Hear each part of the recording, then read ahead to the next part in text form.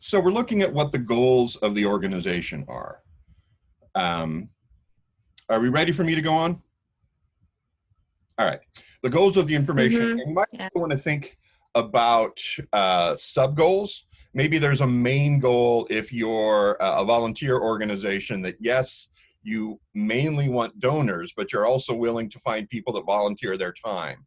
Or maybe you're willing to sell something small today, like if you have the website for your band, and maybe you'll sell a t-shirt or a couple albums today, but your idea is to build a fan who'll come to your concerts where the real money is. Or if it's your portfolio, maybe what you're really looking for is full-time, long-term job options, job offers. But you also want to put your freelance stuff up there as well, because if you don't have a full-time job now, you still want to get a little business coming in. The website that we're doing SEO on isn't necessarily exactly the same as the business. And I thought about taking this next point out there because hopefully, I really hope that this is obvious by now, but just to have a website or just to have a web presence doesn't help us here when we're asking what function does the website serve. So when we ask, why do I have a website? It's not a philosophical question. What we're looking for is the specific job that your website is doing. And so if you have an online store, the specific job your website is doing is making sales. If you have a blog, like it's 2004, maybe what you're seeking is community connections. And we're going to talk a little bit more about blogging, which I know is an old word and an old thing, but it's not dying as fast as we thought it was going to.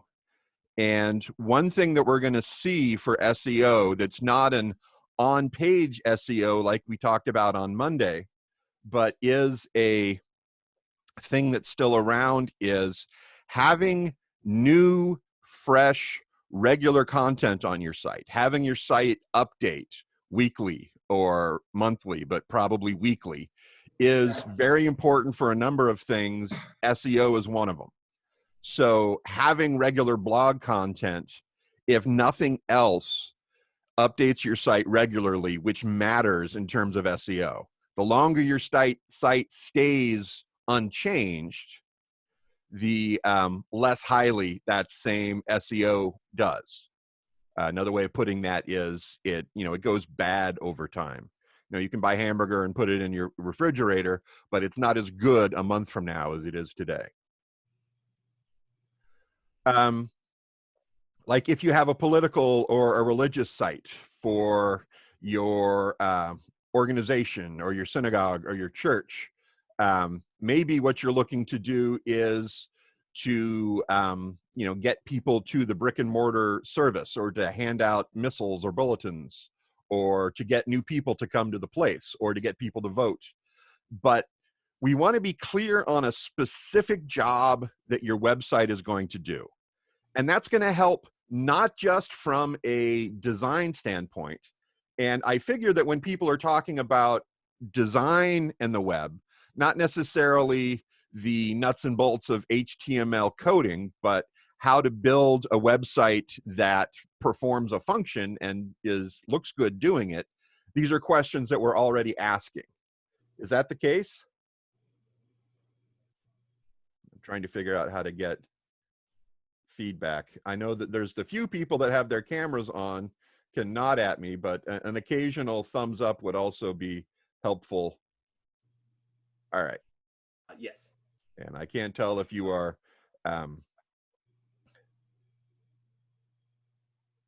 totally lost the word, pandering to your instructor, telling me what I hear, or people actually say this. But just like your writing, your website has an audience and your website has a purpose. Or it's especially like nonfiction writing or technical writing, where what you're writing has a specific job to do. So take a look at your site and record down its parts and its features. How many pages are they? and look at each page and ask yourself, what job does this page have to do? And what services are offered there? And actually doing the nuts and bolts of looking at your site and seeing all of the things that someone can do on it and all of the pages, and writing down specifically what is the job of this page can help for a few things. You may have noticed that there's a theme that having simple, clear communication works really well for SEO.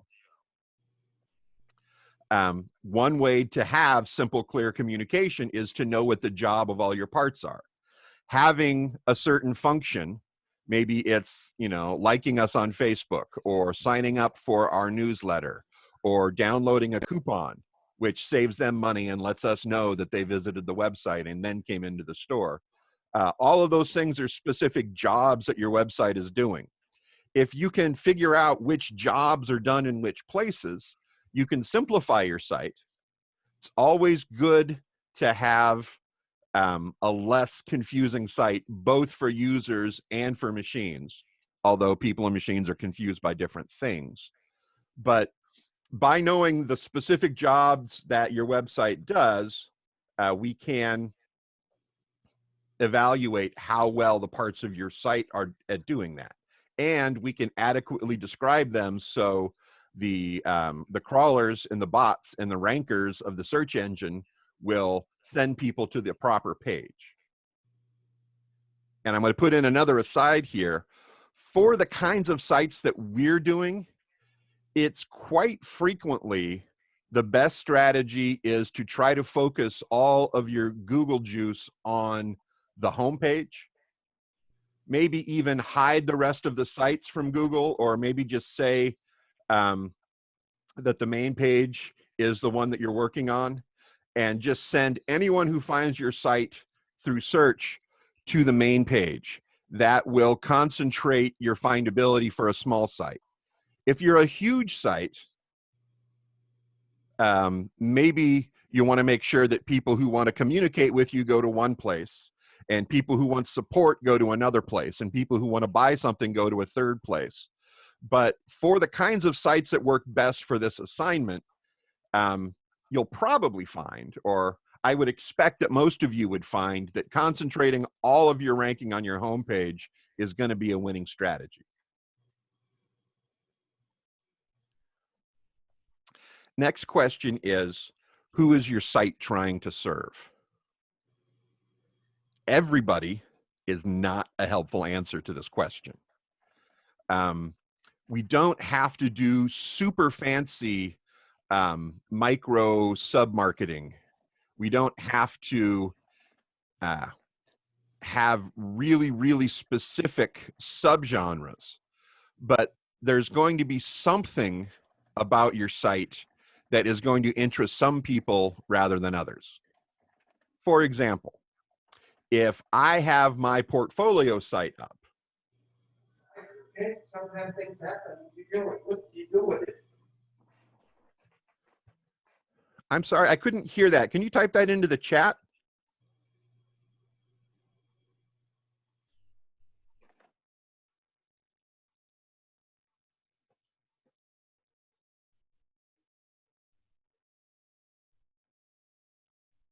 Oh, that wasn't me.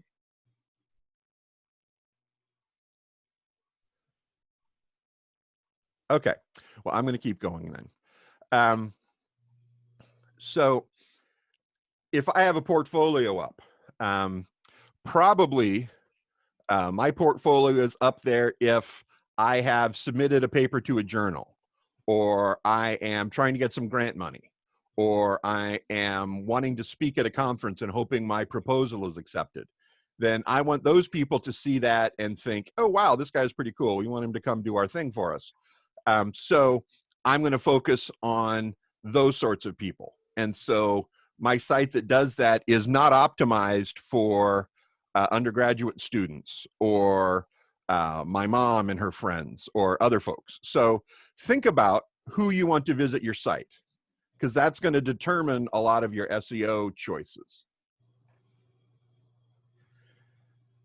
And next, we also want to be aware that There's the SEO that we have today and the SEO that is ideal and perfect and we want to have at some point. Probably we've realized that this exists, that there's the website that we're working with now versus the website that we want to have. But with SEO, because change can affect our SEO, we want to make sure that we have split that into a couple of different categories. We want to optimize the site that we have today. It may be that looking at SEO, we may want to have a conversation with the people at our company who are doing content and the people at the company who are doing the web design and the maintenance about changing the site so it works better for SEO. Maybe you've noticed that the products are in 4 different pages and you want to combine that into one. In order to do that, you may have to get the owner and the content team and the design team together and agree on something. And maybe you don't win that conversation, or maybe even search engine optimization isn't going to be the priority in that specific case. For our class website, I have all sorts of warnings every time I turn it on and go into the dashboard because I've told it not to be crawled. And what we're going to see by that is crawlers, you can leave in the robots.txt file on the homepage of your web server instructions that say only look at certain pages. I have it said crawlers don't put anything into the Google index because anyone who should see my site has it listed on the syllabus. Anyway, the point that I'm making is there may be times when the best decision for your current SEO project is to do the best you have with the job at hand. Maybe the site really is all images and there's no text, and the photographer who runs it isn't going to change that. Then you might just decide, okay, well, I'm going to have to do as much as I can with alt text and make sure that my title tags and my URLs are perfect because I'm not going to have a chance to do secondary stuff in other places. Just be aware that there's often an idea of the best things that we can do and what we have to do in the moment. And this is something that I can't tell you, do it this way or do it that way. It's going to be a negotiation at the time. And again, this is where we remind ourselves that we're designing for humans and not for machines. And the SEO department should not win every argument about what the website's going to look like. That would be bad for everything, including SEO. I'm going to pause for a moment if there's any questions or if anyone has something that I'm not covering.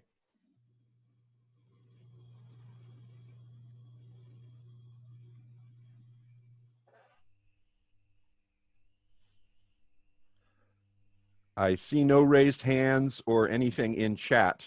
Well, there's a few things that could mean. One is that you've all, with your cameras off, are you don't have to turn your cameras on. I'm trying to make a joke. I'm not actually shaming you, but you know that you've just walked away from the computer and you're eating Cocoa Puffs or something, or that I'm teaching perfectly brilliantly and you're hanging on every word. Okay, you're still laughing at my jokes, so I'm going to assume that things are going well. So your SEO goals need to match your business goals, not just the website goals. So if you're not just a one website business,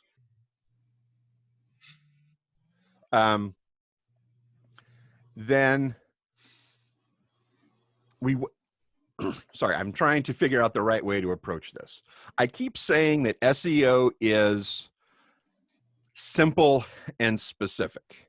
And what I mean by that is you're going to have to make some choices. As I said before, that your audience can't be everybody, and your goal can't be, well, I just think it's appropriate to have a website. that you have to have some mission, some goal that you're trying to meet. That when you're thinking about your SEO goals, and what I'm specifically talking about here is the specific keywords that you're optimizing for, the keywords that you choose need to match what your business is trying to do, not just what your website is trying to do. And those keywords that you optimize for may change over time.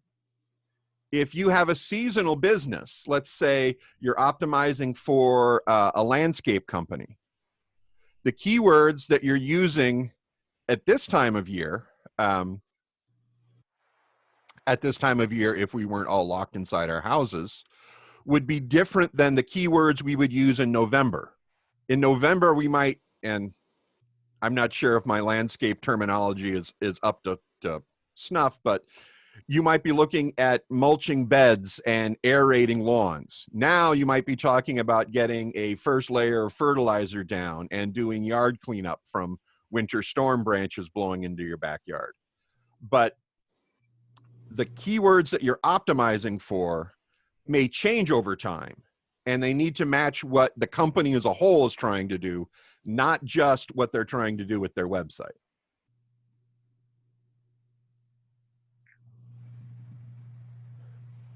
Who your target audience is. Here are some things, and these I think will become more clear on Friday when we talk specifically about keywords. And when I'm use the words keywords, the context I'm using them in, the words that we choose to feature in our title tag and in our meta description and in our image alt tags and in the URL and in the heading tags through the body. Those specific keywords that we're trying to put into our website so Google will find them, those are going to change depending on who our target audience is. So as you're answering this question and you're looking at that and scratching their head and, you know, swearing at me because I've asked something that's too broad and you have a hard time figuring out specifically what it is I'm digging for, here are some sub questions you can ask. What is the professional level or the professional status of the people who are searching for your site? Think about, are you trying to attack? There's an odd Freudian slip. Are you trying to attract your classmates or your instructors? You would put in different keywords to try and catch what Deanie or John or Rabbi or I are searching for than you would for other people in the class. Are the people who are using your site, are they technical or are they non-technical? Because how you describe something, you know, if you're trying to attract a technical audience, the fact that you're using Angular JavaScript instead of regular JavaScript might be exceedingly important. If you are trying to get jobs as a full stack developer, whether it's PHP or Rails is incredibly important. But if the people you're trying to reach aren't developers, aren't technical people, then if you use those terms, you're not going to catch the people that you want. So these are things to think about on which words to optimize for. Does your business, is it business to business or business to consumer? And if you're not familiar with that marketing language, it basically means, are you trying to sell something to businesses, wholesale, or are you trying to sell stuff to people off the street? And I'm old and blind, so if you see me get closer to the camera, it's because I'm trying to read the chat. So bear with me for a second. Oh, that's a ridiculous look on camera. Yes, Anthony asked if that means we should use jargon familiar to the people that we're trying to attract. That is exactly what I mean. That's stated better than I was getting at this time in the morning. So I'm going to say thank you and have some more caffeine. Okay.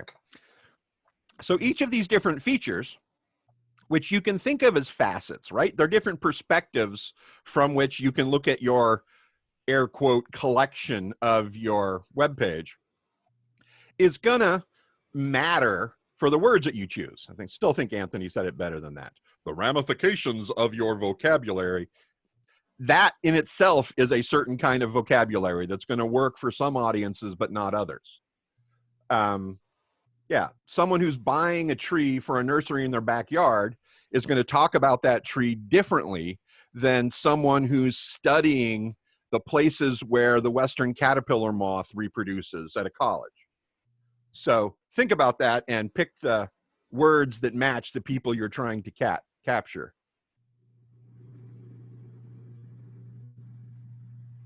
What pages do I want my site visitors to see? This is, I could easily have had the text on this slide say, what pages do I want the crawler to see?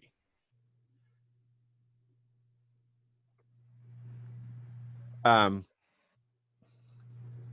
what I mean by that is sometimes there's pages that you need to have up for certain reasons, whether it's, for example, in our class site, I have up the slides from every class where I use slides, even though the page that I want you to see is probably only the page for today's class or the post for today's class and the pages on the top menu.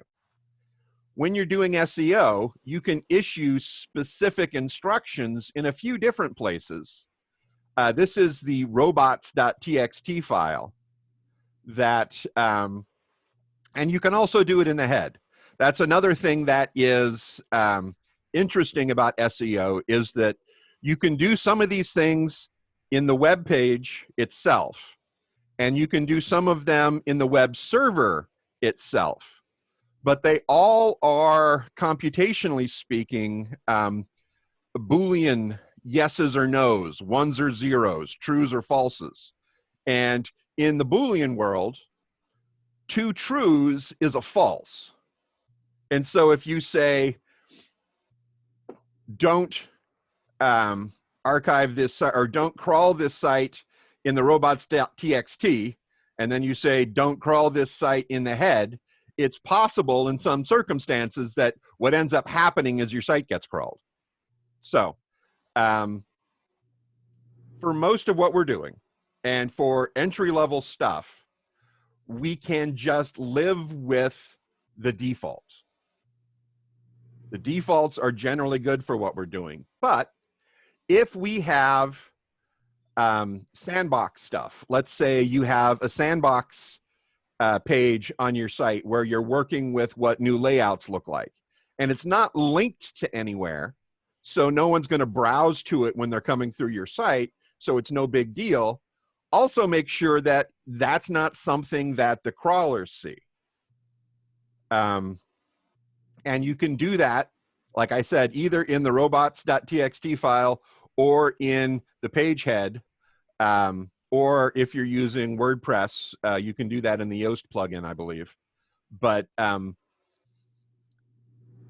because we want to concentrate our Google juice in the most valuable places, and because we're starting with small scale work, generally, it's a good idea to focus everything on the homepage or the homepage and a few other places.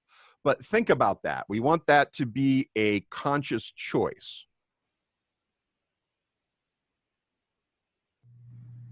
Okay. Does anyone remember? Oh, hang on. I have unplugged my microphone.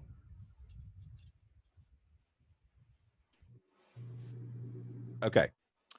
Does anyone remember what conversions are?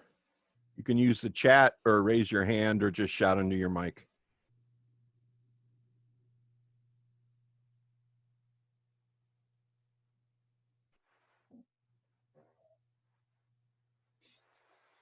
There's a very good guess of how many people and visitors, how many people visit and engage with your site. No, but it's a related concept. Conversions are specific activities that you want people to do on your site.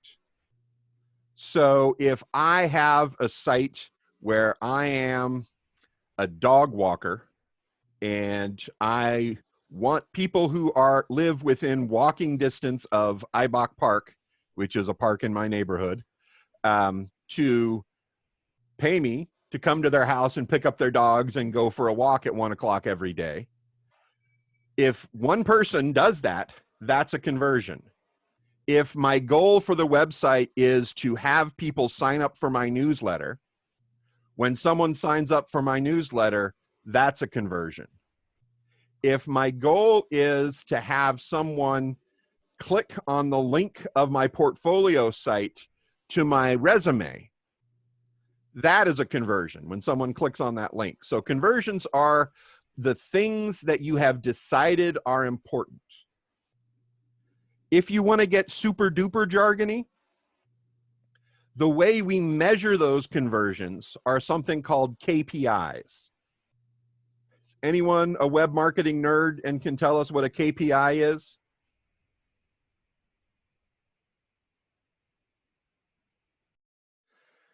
KPIs are key performance indicators. These are the analytics that you measure to track things, where you decide if individual visits to the site is an indication of performance, or whether it's visits that last longer than 2 minutes, or however that is. Conversions are part of that, but what they are the specific small tasks you want someone to have on your site.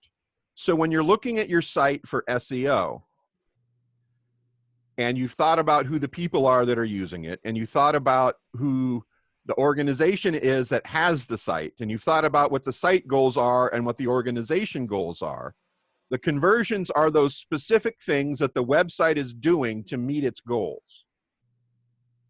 And those are probably the things that we want to do SEO for. So if we really think that the thing that we want people to do is to donate money for our cause, we're going to focus our keywords around that. We're going to assume that the people who we're trying to reach are people who either care about our cause or people who are looking for a break on their taxes. And we will choose keywords based on that. I'm going to do another check-in here. How are we following this? Am I still making sense? Have I started babbling? Oh, I'm good. I'm tracking. Makes sense. Okay. Yeah. Makes sense. And thank you for the check-ins. It turns out that teaching online seems a little more insecure, but usually I rely on body language for this sort of thing. And it's good that a lot of us are not doing video because we keep being told that bandwidth is important. Use video if it helps you learn more. Do the things that you need, but I'm realizing that a lot of my teaching style I base on body language and eye contact, and I don't have those things today. So, okay. The next bits of really tiny text on the next slide, or if you're looking at the web page, it's more on conversions. Conversions are these specific measurable actions that you want your visitor to take on your site. I want my visitor to like us on Facebook. Every time someone likes you on Facebook, that's a conversion. And it doesn't have to be the home run. A lot of this is like the business may be working people up towards the bigger step. This is why some of the more annoying marketers, I notice that I get a lot of marketing from people who are trying to sell cars. In a perfect world, I'll buy a car once every 10 years. Well, I mean, in a perfect world, I'll have lots of money and I'll buy a new car every day. But in the world we live in, I want my car to last 10 years. And so when people send me these messages, it's annoying. But on their end, they're trying to build a relationship. And so maybe their conversion is, if I respond to their email, even with a "go away kid, you're bothering me" kind of message, we're building a relationship. And so for the car salesman, the conversion may be reply back to my email. Or for the no-kill shelter that we're working for, maybe a donation is too much, but liking the Facebook page, or joining a mailing list, or agreeing to be contacted about volunteer needs. Any of those things might be a small step that, if enough of them are connected, will lead up to someone leaving the no-kill shelter in their will. So conversions don't have to be everything all at once. Okay. Little less than 10 minutes left, which is actually about where I wanted us to be. With given all the tech stuff we had earlier, that probably means I zoomed through some of this. But this last slide here is a teaser for next week when we talk about analytics. Because that's the answer to this question. Analytics are going to tell us if we've done a good job. And analytics have their own challenges. In a lot of ways, well, I'm sure you can imagine, I'm kind of a cranky person about a lot of things, but because there are so many ways now that everything's digital to count a lot of things, sometimes I have to remind people that just because it's easy to count how many people clicked on a link doesn't mean that people clicking on that particular link is meaningful. So when we're trying to tell if we've done a good job with our SEO, we have to make sure that the thing that we're measuring is a good measurement for the job that we're trying to do. And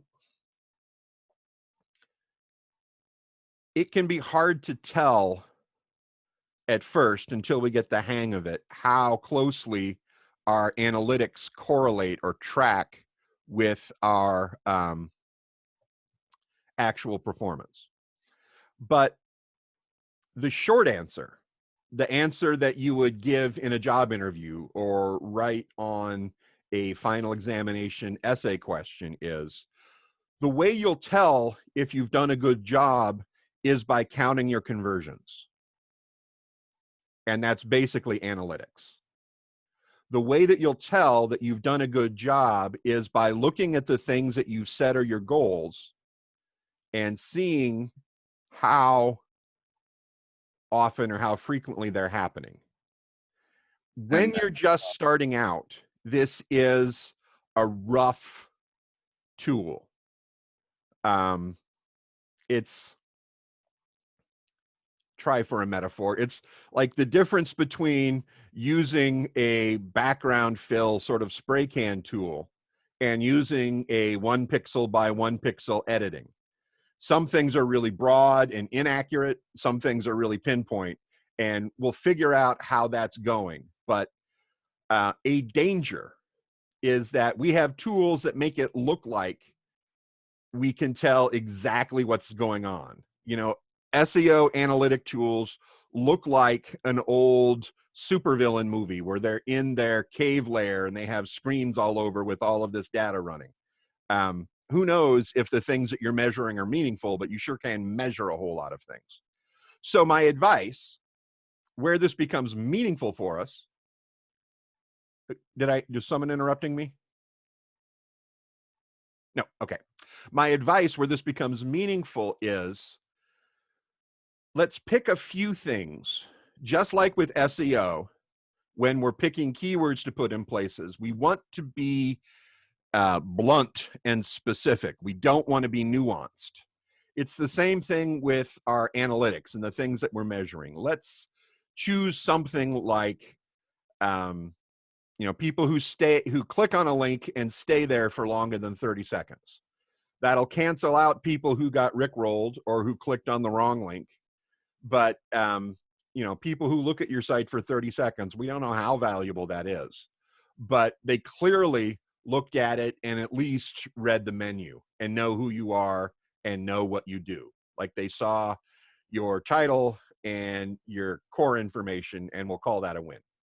So a lot of what we're doing is, oh, sorry, Bo, you have your hand up. Yeah, thank you. So Like I've taken one of the social media courses, like we talked a lot about KPIs, and like coming into SEO, like I seem to think that it would be easier to figure out what key performance indicators you're looking for in it, or at least as far as the crawlers are concerned, because they're robots. Whereas if I'm doing KPI for a social media campaign, like all I'm going to do is look for who's buying the shoes or who's sharing the post. Right. The disconnect there is that we're not measuring the robots. We can look up who's crawling us and when was the last time that we've been crawled. And we can put on our site a like one of the core things of the robots .txt file is a crawl me or don't crawl me command. Whether the robots see us enough is a simple problem. We can upload our file and say, hey, or upload our URL to the various search engines. And this is something that you'll do after you, like if you move a site or you change a URL, you want to make sure that the crawlers know you exist at the new URL. So you'll put in your 301 redirect and you'll go to every search engine you can find. Yes, Google has the lion's share, the vast majority, but other ones are out there. And you tell them, I now exist here. But getting the attention of trackers is a simple problem. It's the ranking that we're worried about. And the ranking depends on people more than the crawlers. Okay. So we know we've been crawled. 1 million pages have been crawled. We want to know, where are we ranking? What are people clicking on that get us to our site? And that's one of the things that the analytics will tell us. It'll tell us people are finding your site because people are finding your site because they searched for these terms. Okay. And then that's going to lead us to, if those are the things that we want, then we can say, yay, we're doing a good job. If people find your site because they're looking for beard balm and you don't sell beard balm, then maybe you want to figure out why that is and change your optimization. That explains a lot. Thank you. Okay, I'm sorry. I explained for a long time about that one. Okay, our time is ticking down. So what I'd like to do is I can stay online for 15 minutes, half an hour max at this point. But if people have questions about the website that they've chosen, or if you want to hang around and chat about things, I'll keep this channel open for a while. But if there aren't further questions, what I'm going to do is bang the gavel and say class is over and stop recording. So now's the time to get my attention.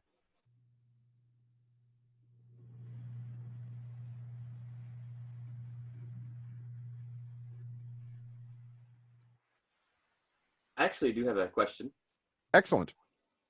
So if we have like a particular site that we want to use, like say one that we built on our own, would we just email you the URL so you can look at it? Or that's a good way of doing it. The 5% of the total grade that I said for submitting your URL on time, I don't really have a good way of measuring that. If you send me your URL, I will say yes or no, this is good or not. okay. And that is information that I think will help. What I don't want to have happen is have someone miss most of the prime desktop time, working on the project time, because they had a site that wasn't good for the project. Okay.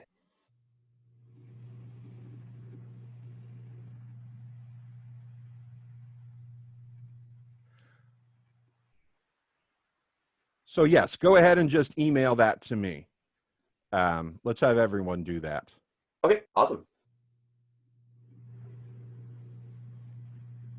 Thank you very much. Okay, I'm about to stop recording unless there's Have another a great question you day. think that would be useful.